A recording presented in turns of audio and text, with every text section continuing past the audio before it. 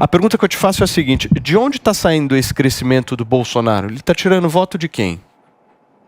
Não, deixa eu inverter e te fazer uma pergunta, Paulo. Por favor. Você acha normal, você não suspeita, assim, não te gera desconfiança?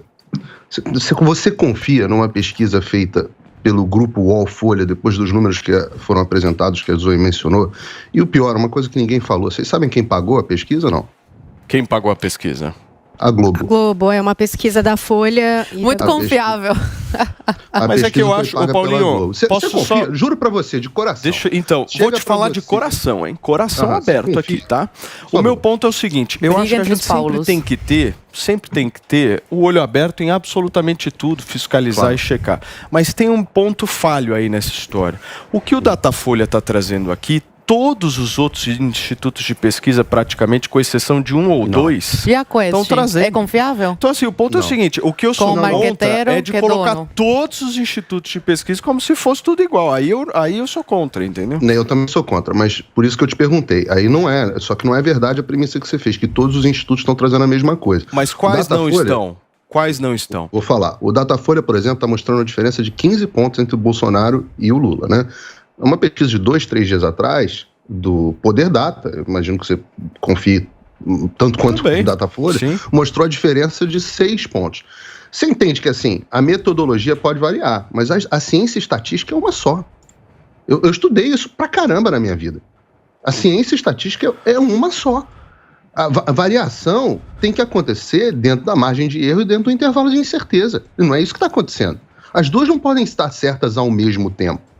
E eu posso até explicar algumas diferenças. Por exemplo, uma coisa que chama muita atenção, e eu não vejo quase ninguém falando na imprensa, mas até porque quase ninguém tem informação estatística dentro da imprensa. Então eu digo para você assim, estão entrevistando, uma coisa que já identificaram aqui nos Estados Unidos é que o modo de vida e os valores das grandes cidades para as pequenas cidades mudou muito. Né? Então, a forma e os valores como vivem as pessoas nas pequenas cidades americanas e nas pequenas cidades, nos pequenos municípios brasileiros, é muito diferente das grandes cidades.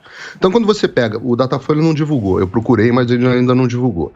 Quando você identifica e pega um país como o Brasil, com 5 mil e varalhada municípios, e você identifica e entrevista gente só nos 140 maiores, você gera um desvio na pesquisa gigantesco.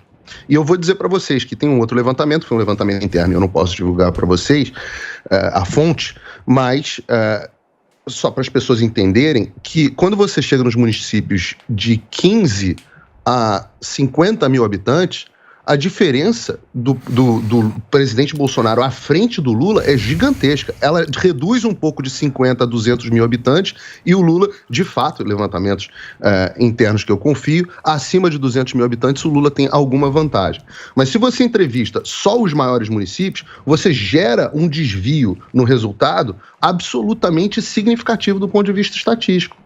Então, tem várias outras formas. Eu estava vendo o questionário do Datafolha, eu me perdi um pouco mais de tempo para fazer a pergunta do questionário do Datafolha, e você vê perguntas que influenciam o resultado do eleitor, perguntas do tipo, coisas que você não deve colocar e que a ciência estatística recomenda que você não coloque dentro de um questionário de pesquisa eleitoral.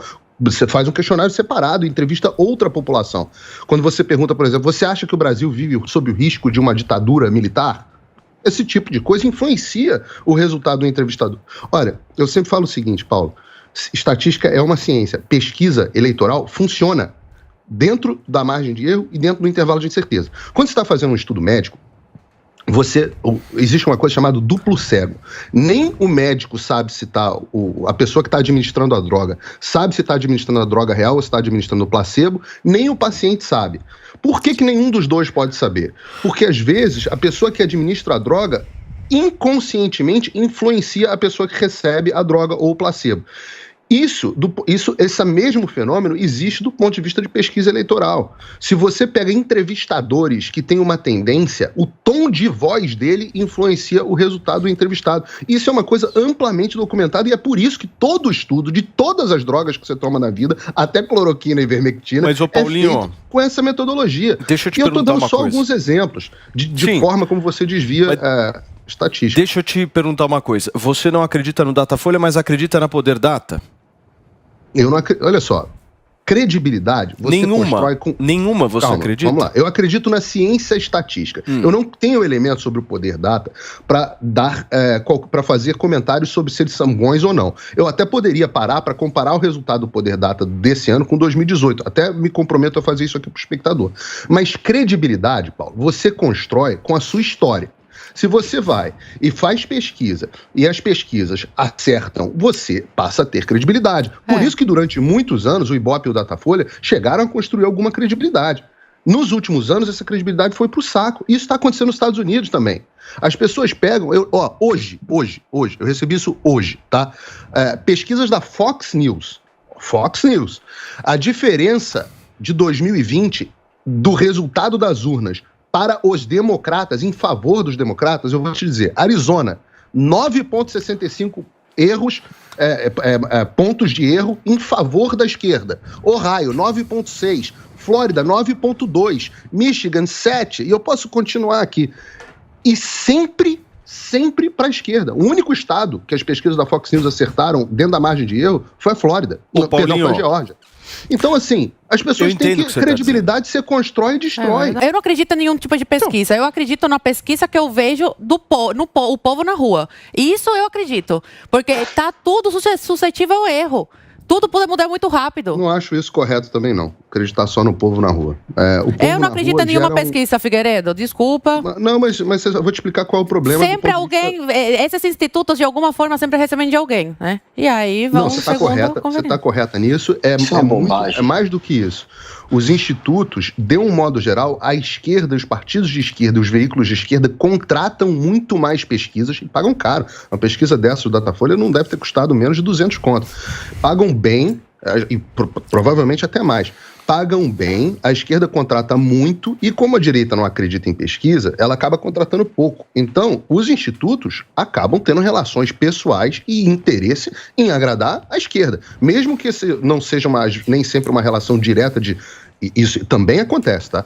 Relação direta de propina, suborno ou relação de interesses pessoais. Agora, por que é importante, Zou, entender que só ter o povo na rua não é o suficiente?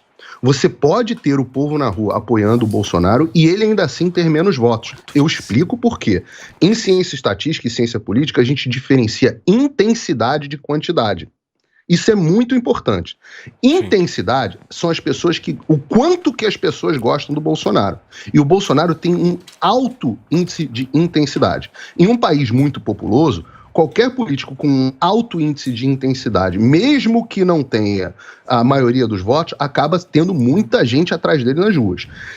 O Lula, por exemplo, os eleitores dele, eu não tenho a menor dúvida, porque você conversando com os eleitores do Lula, você verifica isso. A intensidade do apoio dos eleitores do Lula é mais baixa. As pessoas, até o Guga, pega o Guga, as pessoas votam no Lula, votam de cabeça baixa. Elas não votam no Lula com orgulho. Elas votam, na verdade, muitas delas estão votando não em favor do Lula, contra o Bolsonaro. Eu vou te dar um exemplo que vai mostrar Paulinho, isso na hora. Por favor. É um exemplo muito rápido.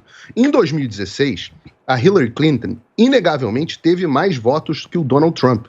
O Donald Trump ganhou a eleição para presidente por causa do sistema do colégio eleitoral. Mas como os Estados Unidos têm uma concentração grande populacional nas grandes cidades, que tem a ver com o que eu falei agora há pouco, a Hillary teve mais votos.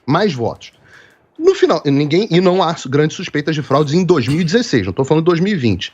Nos comícios, quase ninguém ia nos comícios da Hillary e o Trump lotava os comícios. Mas, nacionalmente, ele teve menos votos do que ela. Por quê? Porque a intensidade do apoio do Donald Trump era muito maior do que a da Hillary Clinton. E isso é importante, porque eu adoraria virar pro espectador, todo mundo sabe a minha preferência pelo presidente Bolsonaro, adoraria falar, o povo está nas ruas e isso já mostra, já é o data-povo, já prova.